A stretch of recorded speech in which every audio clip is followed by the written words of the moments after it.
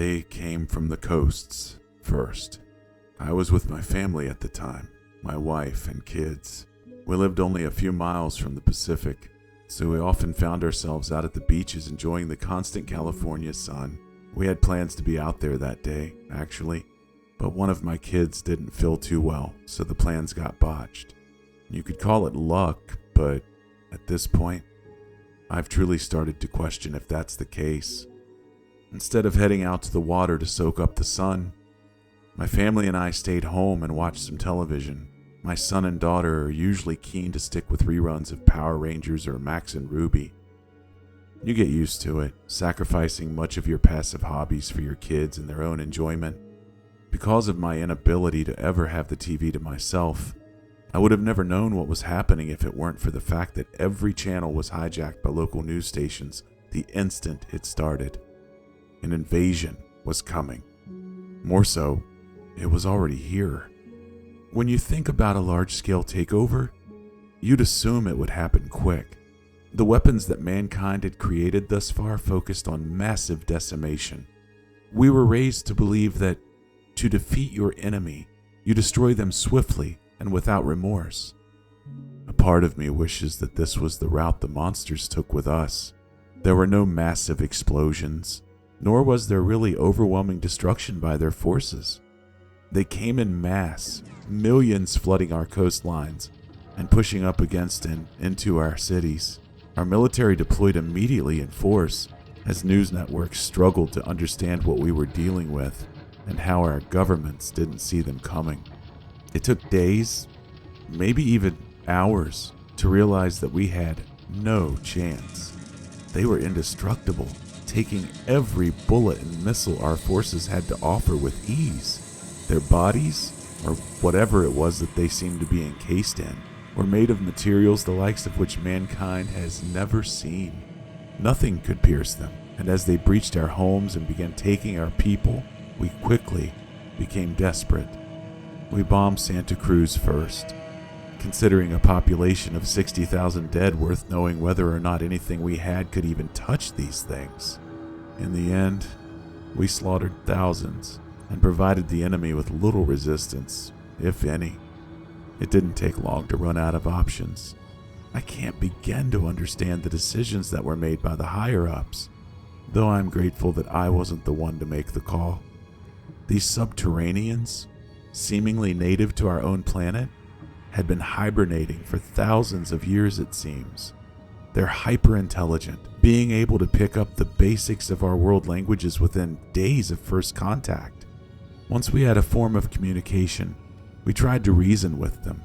We knew that they were here with a purpose, and if we could figure out what that purpose was, then maybe we could curb their onslaught.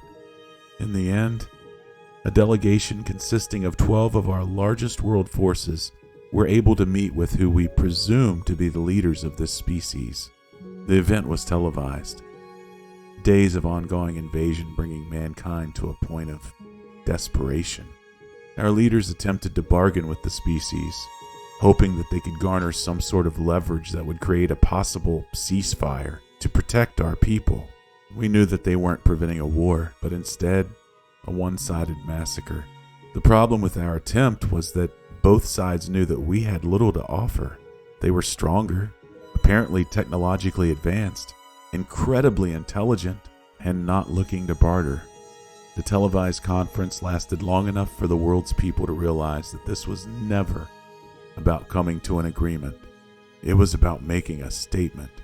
These creatures saw us as no more than lambs for the slaughter and wanted us all to know the fact clearly. As the hopes of our leaders were cast away, they were then murdered on live television for us all to watch.